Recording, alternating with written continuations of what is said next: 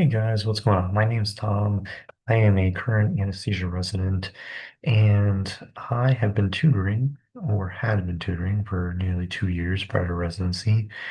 I love teaching, and my goal with this, although I don't do much of this anymore, my goal with this is to make this an outlet where I can use the resources I accumulated as a tutor and some of the knowledge that I accumulated as a tutor to help people with these exams for free.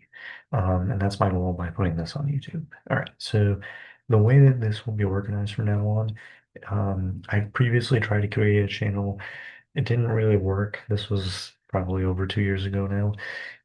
But the problem I had with it was I was creating these hour-long uh, videos.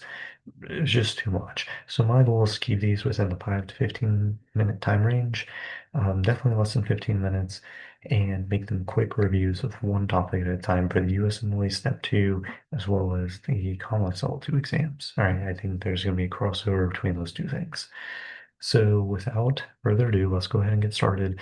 So here, it's asking what's the best next step in management. We have a 38-year-old female, no significant prior medical history is coming in for dyspnea, pleuritic chest pain over the past week. Her vitals show that she has sinus tachycardia, and aside from that, her creatinine is 1.76. She is on an oral contraceptive. Physical exams shows that she has a tachycardia regular rhythm and left lower extremity swelling. So next best step. So now going back through all this, there's a couple things to dissect in this vignette. One, she's dyspneic. Why is she dyspneic? Well, remember you have this problem. You have this VQ mismatch, right? So V is for ventilation, Q is for perfusion. Perfusion is going to mean how well is the blood flow, and then ventilation is going to be how well the alveoli getting rid of CO2. So if we have down here, we have an alveolus, and then we have a blood vessel. And so if I have a big old PE in here, then blood flow is not getting through. I can still perform gas exchange technically. However, I'm not doing so right now. And so you end up in a VQ mismatch because my perfusion is essentially zero. My ventilation could be anything. And so remember, this is what we call the infinity, because this could be one or it could be anything. And so that we would say that the VQ mismatch is appropriately at infinity. Okay. Now, if this was right to left and intrapulmonary shunt, we'd be in the opposite situation. At least one of these alveoli would be down, and then um, the blood flow would be fine. And so perfusion would be one, but the ventilation would be decreased. It could be like 0.2 or zero point 0.3 or something like that. And so you end up with a value that's less than one. And that's going to be what you would see in a right to left intrapulmonary shunt. Examples of that would be like your pneumonia. All right. So back to this question. So pleuritic chest pain, most common finding you're going to see with a PE is sinus tachycardia. The most common finding that you're going to see with a PE is sinus tachycardia. All right. And then creatinine is 1.76, they're on oral contraceptive. And if you see unilateral lower extremity swelling in someone who's dyspneic, it is almost 100% of the time going to be PE. So normally, let's go. So you either go top to bottom or bottom to top when you're evaluating answer choices. For me, I like to go, here we'll just go bottom to top. All right. So pharmacological stress testing would be a great option if we were doing an angina workup. Patient comes in, chest pain, exertional, non-exertional. You do EKG troponin, you rule that out. Then we're talking about doing stress testing, right? Not the workup that we're doing right now. Yes, there's chest pain. However, sinus tachycardia, dyspnea, and prior, hypercoagulable state leads us to something else. Echo would be great if there were valvular abnormalities, if there was dyspnea, if there were crackles in the lungs, bilateral extremity edema, murmurs, or if there's concerned endocarditis. That is not what we're concerned about right here, right? IVTPA. So this one's interesting. Okay, so you do IVTPA. You generally don't treat PEs with TPA. You generally use TPA for ischemic stroke. However, if you have a pulmonary embolism with evidence of right heart strain, meaning that there's hypotension, or on EKG, you can see right bundle branch block, so your RSR prime. Then we can begin considering a massive PE, and that's when you would use IVTPA. Those patients will be in an obstructive shock picture, right? it will be an obstructive shock picture. That's not the indication that we're getting here. Like, that's not the picture. This patient looks to be fairly hemodynamically stable. Yes, they have sinus tachycardia, but there's no mention of them being, hypotensive or anything like that. All right, so now we're left with a VQ scan and a CTA. So uh, most people reach for CTA, and the reason I put this question in here is because I can't tell you how many times I got this wrong. I would see a question and I'd be like, oh, this is PE. I would click CTA and I would move on. I wouldn't even look at the labs. I'd walk out of the exam and talk to my friends, and they'd be like, oh, yeah, did you see that the creatinine was 5? And I was like, no, I didn't see the creatinine was 5. So in that instance, you're going to want to end up doing a VQ scan, all right? Because that contrast is going to cause contrast-induced nephropathy. Remember, your way of preventing contrast-induced nephropathy is going to be IV hydration. And acetylcysteine doesn't really do anything.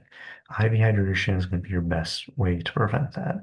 And that would cause a Q2 necrosis if it did happen. All right, so CTA, no, VQ will be our best option here. Now, CTA and VQ scan, they are equivocal studies, so if you do one, you don't need the other. All right, fair point, because I did have that come up recently. Um, all right, so a couple other things. So I'm going to kind of anchor this the way I used to, right? So what is the other finding you can get on EKG other than sinus tachycardia? S1Q3T3, all right? So you have your Q, you have your R, you have your S, all right? So S1Q3T3, so in lead one, you're going to have a deep S wave. So the S wave is going to be deep, which means it's going to be about the same as if, the same if not deeper than our R wave, all right? Q3, meaning we have Q waves in lead three, Q waves. So you see how in lead two and lead one, you have a pretty flat ramp and going into our QRS. But in lead three, you have a pretty significant Q, like dip, and then R and then S. Okay, so dip, R and S. So in that instance, you have Q waves, all right? And then inverted T waves in lead three. That's the other thing you can see. Now, you might see inverted T waves all over the place. Could happen. Fair game. All right. Next question is, so how are you going to treat this patient? So there's two options here. Generally, you're going to do either unfractionated heparin if they have renal disease, which would be the best answer here, or you could do low molecular weight heparin. Either one would be a good option. However, if they have kidney disease, do unfractionated heparin. Clinically, it's a heparin drip and works really, really well. Don't choose subcutaneous heparin because that's just DVD prophylaxis dose. Okay, do not choose that.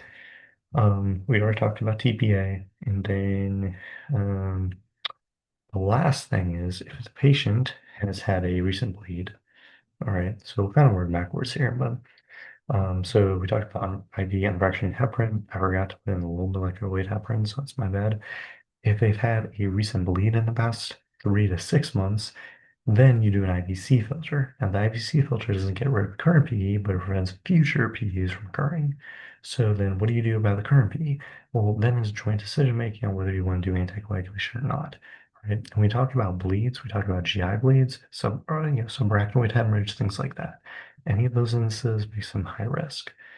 Um, all right, now one thing. So we already talked about management, we talked about diagnosis, we're talking about presentation, vague dyspnea, blurry chest pain, unilateral leg swelling, sinus tachycardia, hemoptysis.